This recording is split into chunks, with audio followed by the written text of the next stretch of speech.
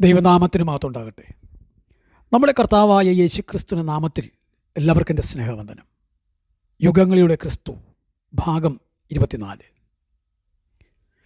യേശുക്രിസ്തുവിൻ്റെ അവകാശവാദങ്ങളിൽ രണ്ടാമത്തേതാണ് ഞാൻ ലോകത്തിൻ്റെ വെളിച്ചമാകുന്നു എന്നത്. യോഹന്നാൻ എഴുതിയ സുവിശേഷം 8-ാം അധ്യായത്തിലെ 12 മുതൽ 20 വാക്യങ്ങളിലേക്ക് നാം വരുമ്പോൾ കൂടാരപ്പെരുന്നാളിനെ തുടർന്ന് വരുന്ന കർത്താവിൻ്റെ പ്രഭാഷണമാണ് 12 മുതൽ 59 വാക്യങ്ങളിൽ വിവരിക്കുന്നത്. യഹൂദന്മാരുടെ പാരമ്പര്യ വിശ്വാസമനുസരിച്ച് മശീഹയുടെ പേരുകളിൽ ഒന്നാണ് വെളിച്ചം. കർത്താവ് ശിഷ്യന്മാരെ നോക്കി ഇങ്ങനെ പറഞ്ഞു, മത്തായി 5:14, നിങ്ങൾ ലോകത്തിൻ്റെ വെളിച്ചമാകുന്നു എന്ന്. കൂടാരപ്പെരുന്നാളിൻ്റെ ദിവസങ്ങളിൽ സ്ത്രീകളുടെ പ്രാകാരങ്ങളിൽ ധാരാളം വിളക്കുകൾ കത്തിച്ചു വയ്ക്കുമായിരുന്നു. മരുഭൂമി യാത്രയിൽ തങ്ങളെ അനുഗമിച്ച അഗ്നിസ്തംഭത്തെ അനുസ്മരിപ്പിക്കുന്നതായിരുന്നു ഈ ദീപങ്ങൾ. യോഹന്നാൻ സ്നാപകനും ശിഷ്യരും വിളക്കുകളാണ് എന്ന് പറയപ്പെട്ടു. എന്നാൽ സ്വയം പ്രകാശിക്കുന്ന വെളിച്ചമല്ല അവർ. എന്നാൽ ഇവിടെ പെരുന്നാൾ കഴിഞ്ഞ് വിളക്കുകളും അണഞ്ഞു. അപ്പോൾ വെളിച്ചത്തെക്കുറിച്ചുള്ള വിശദീകരണം പറയുവാൻ നല്ല അവസരമായി കർത്താവ് ഈ സമയം തിരഞ്ഞെടുത്തു. ഭണ്ഡാരസ്ഥലത്ത് വെച്ച് ഈ പ്രഭാഷണം നടത്തി എന്ന് 20-ാം വാക്യത്തിൽ പറയുന്നു. അത് സ്ത്രീകളുടെ പ്രാകാരമാണ്. വിധവ 2 കാശ് ഭണ്ഡാരത്തിലിടുന്നത് കർത്താവ് കണ്ടത് ഈ പ്രാകാരത്തിൽ വെച്ചാണ്. അതുപോലെ യോഹന്നാൻ 1:5 ദൈവം വെളിച്ചമാണെന്ന് പറഞ്ഞിരിക്കുന്നു. ഇവിടെ കർത്താവ് പറയുന്നു, ഞാൻ ലോകത്തിൻ്റെ വെളിച്ചമാകുന്നു എന്ന്. വെളിച്ചമാകുന്ന യേശുക്രിസ്തു ഒരുവനിൽ പ്രവേശിക്കുമ്പോൾ അവനും പ്രകാശമായി തീരുന്നു. വെളിച്ചം എന്ന പ്രയോഗം പുതിയ നിയമത്തിൽ 76 പ്രാവശ്യമുണ്ട്. അതിൽ 23 പ്രാവശ്യവും ഈ സുവിശേഷത്തിലാണ് കർത്താവിൽ നിന്ന് നാം കാണുന്നത്.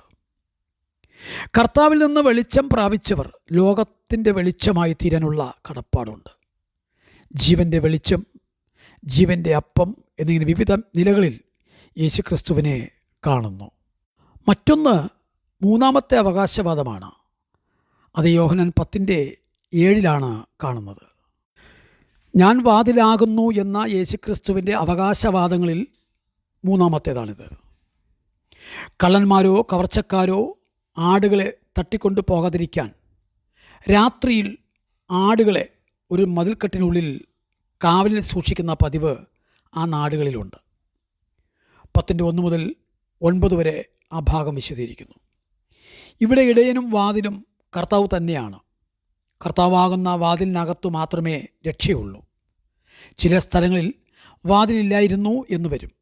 അപ്പോൾ ഇടയൻ തന്നെ വാതിൽക്കൽ കിടക്കും. ആടുകൾ അവനെ മറികടന്ന് പോകുകയില്ല.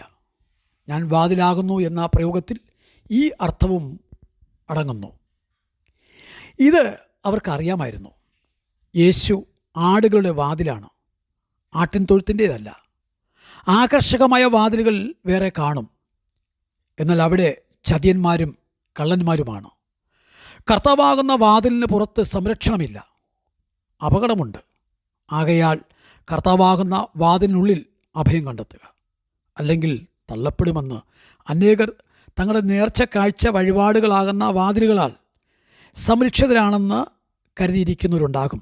എന്നാൽ തങ്ങൾ പുറത്താണെന്നും കരച്ചിലും പല്ലുകടിയുമുള്ള അന്ധകാരമാണ് തങ്ങളെ കാത്തിരിക്കുന്നതെന്നും അവരറിയുന്നില്ല. തുടർന്ന് നമുക്ക് കർത്താവിൻ്റെ 4-ാമത്തെ അവകാശവാദത്തിലേക്ക് വരാം. യോഹന്നാൻ 10-ാം അധ്യായത്തിൻ്റെ 10-ാമത്തെ വാക്യത്തിലേക്ക്.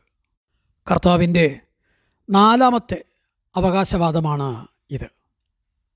10ഉം 11ഉം വാക്യങ്ങളിലേക്ക് നോക്കുമ്പോൾ, രാവിലെ ഇടയന്മാർ വരുമ്പോൾ കാവൽക്കാരൻ വാതിൽ തുറന്നു കൊടുക്കുകയും ഇടയൻ തൻ്റെ ആടുകളെ പേര് പറഞ്ഞ് വിളിച്ച് പുറത്തിറക്കി അവയ്ക്ക് മുമ്പിൽ പ്രത്യേക ശബ്ദം പുറപ്പെടുവിച്ച് നടക്കുകയും ആടുകൾ ആ ശബ്ദം കേട്ട് പിൻചെല്ലുകയും ചെയ്യുന്നു. ഓരോ ഇടയൻ്റെയും ശബ്ദം അതത് ഇടയന്മാരുടെ ആടുകൾ തിരിച്ചറിയുന്നു. നമ്മുടെ നാട്ടിൽ ആനകൾ ആനക്കാരെ തിരിച്ചറിയുന്നതും അവയെ പേര് പറഞ്ഞ് വിളിക്കുന്നതും നമുക്കറിയാം.